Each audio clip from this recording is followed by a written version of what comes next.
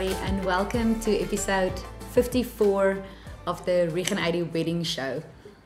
And today we're talking about live streaming. Live streaming. It's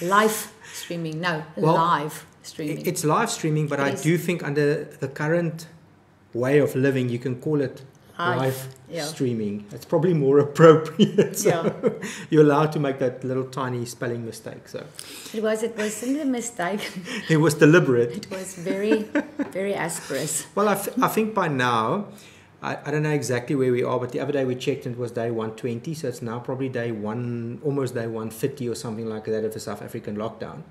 But the point I want to make is I think most people are now almost, it's part of their household to either do Zoom calls or Skype calls or some form of video conferencing with family and friends. I mean, it's not just something that's reserved for the boardroom. Totally. It's something it's in everyone's house, if I can put it that way. Yeah, and part of life. Yeah, it's part of life. And again, I don't think it's a replacement for one-on-one contact. I think that's probably the one thing that we all miss the most is the fact that you can't visit your family, especially family living across borders or across provincial borders, not even to mention family living abroad or something like that.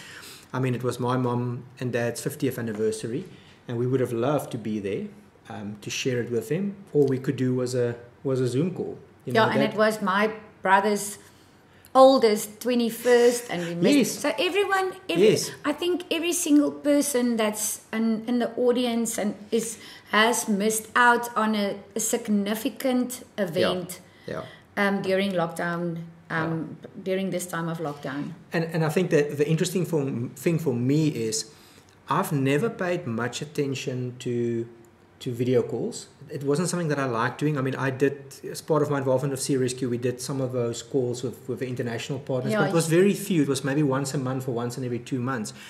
But this last while, I mean, I think we all had to sit up and listen.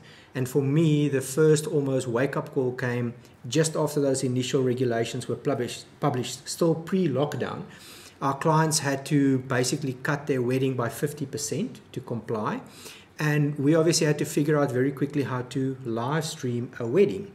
And how to facilitate it. And I think at that point I thought, for as long as lockdown or COVID will remain, it's something that, we will keep on doing.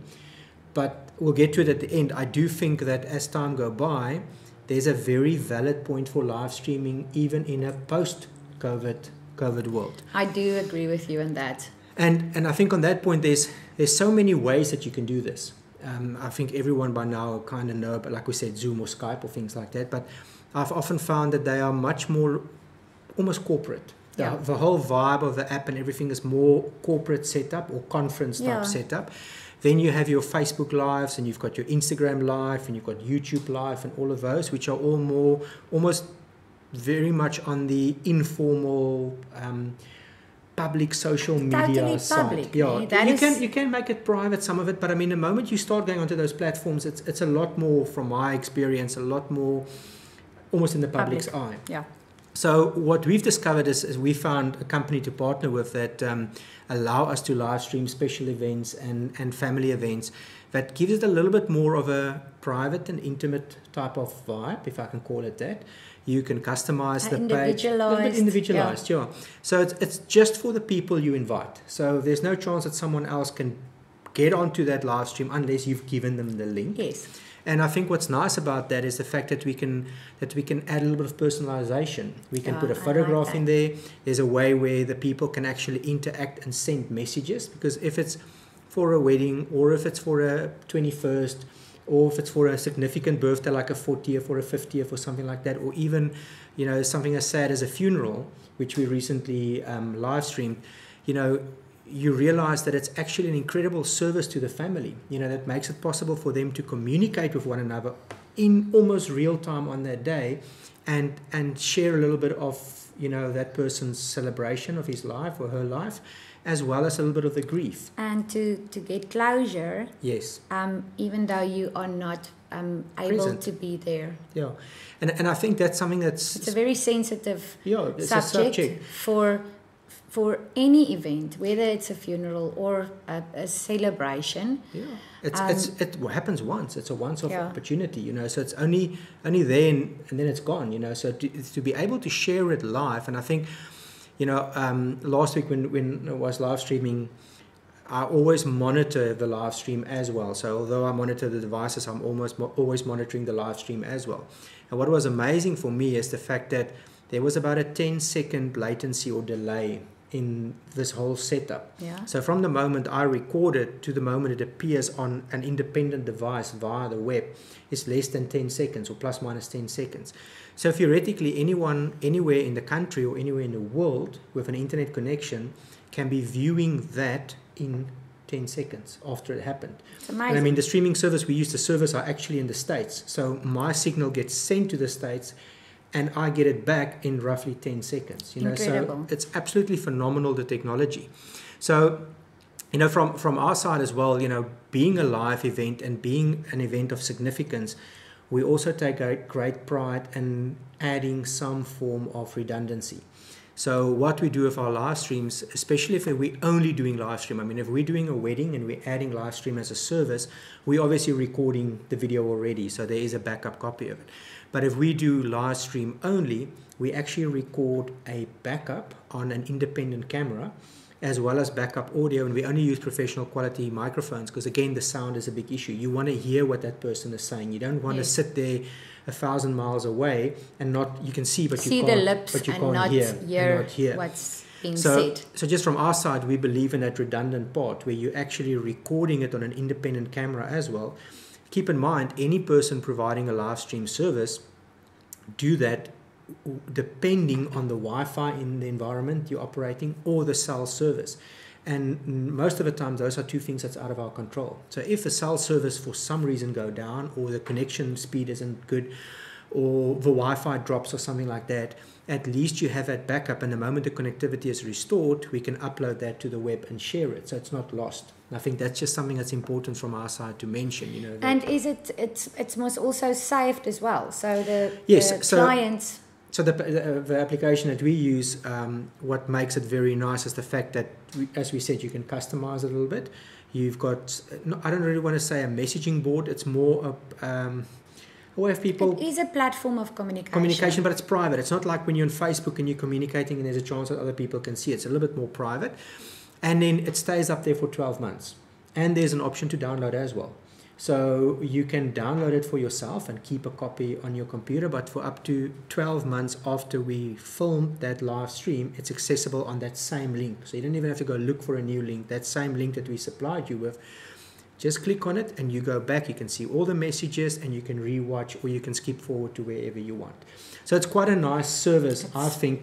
It's just a little bit different. I mean, nothing stops us from, if you want, live streaming to Facebook Live or to Instagram Live or to YouTube Live.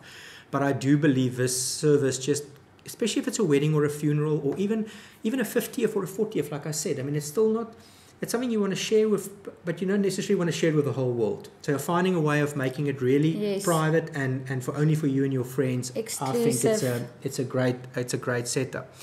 I think there's something else I also want to mention, and that's the times we live in.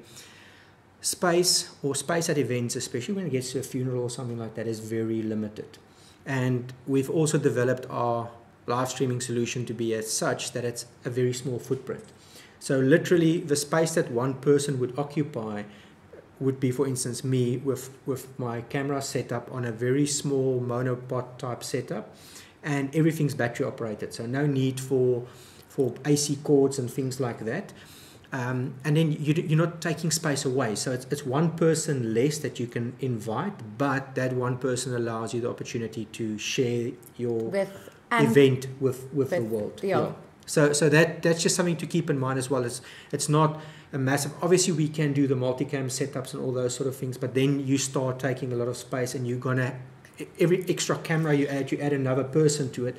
But for most small events, having one nicely set up angle being monitored by someone who's a professional in the field just makes it so much better, and having a small footprint. I think that's a very key thing. And there was one more thing that I touched on when we started, and that was post-COVID. just live streaming is something we weren't totally unaware of, but I don't think, as I said initially, we gave enough thought to it. And if you think about it, when you have your wedding, if I think our own wedding, my best friend couldn't attend due to work commitments. There's always a family member that can't travel. Maybe they have a relative or someone who's sick or who physically cannot travel or is bedridden or something like that. And being able to live stream an event makes it possible to make that person part of your ceremony, even though they might be hundreds, thousands, or even just 10 kilometers away. It doesn't matter. If I recall over the years how many weddings the MC would get up with a phone and the WhatsApp call with someone from overseas that can't make it. A brother or a sister. And now they're there for a small part of a ceremony, but if you set this up correctly, they could actually follow the whole day and then phone in, and they've been part of the ceremony for the whole part. So makes such a big difference. It does, and the way the world's connected now, even more than ever. I mean, our cellular services are going to 5G, higher speed, allowing us to increase the bandwidth use and the quality of the transmissions, everything. It's just going to become more and more a part of our service. So you cannot ignore it. I don't think so. I think going forward, it's something that we've already said to all of our wedding clients. This will be a option to you going forward, and I think we, in a year's time from now, we'll probably be live streaming every second wedding, if not every wedding. You know, to add it on just in a simple manner, just maybe a one cam setup. But that's it from our side. I think we wanted to just touch on live streaming because it's something that last week again we realized how incredibly powerful it can be, and I mean we all use it. And how important it is for family, especially now, I mean, anyone is limited. Everyone is now limited with numbers. Well, you can travel. And you cannot travel. Well, for a funeral, you can theoretically travel, but you still have that limit of only 50 people, if I'm correct with my numbers. Plus, the cost aspect of the traveling. I mean, it's more challenging times for most people. So. And I also think people are cautious to not be in groups and not being exposed. So even just in that way, you can live in the same town, but you maybe feel uncomfortable. You don't want to be exposed. You don't know who's been where. Yeah. So it's a wonderful service. Yeah, I do think so. So from our side, I mean, if you have any special event or family event or even a corporate event coming up that you need to share with the world, either exclusively to a select group of people or to a wider audience, get in contact with us. We'll put our details down below and we'll gladly discuss with you. Like I said, the options are numerous, from a very, very simple, small footprint setup, which is ideal for a family event or a funeral or something like that, to more elaborate setups where you start incorporating multiple cameras. That's all possible. Chat to us. We'd love to help you share your event with family, friends, colleagues right around the country and around the world. Yes. So that's it from us today. Remember, when we get to 1,000 subscribers, we will be giving away that Rieg AD family lifestyle or couple shoot to the value of 3,000 Rand, as well as that nomination bracelet with 3 links, and we received it today. So it needs to be photographed beautifully and we'll soon share it with you. So it's an awesome prize that you can win, and all you have to do is subscribe. So have an awesome evening, and we'll be back with episode number, I think, 55. 55. Oh, and there's another important thing. 55 on my 45th.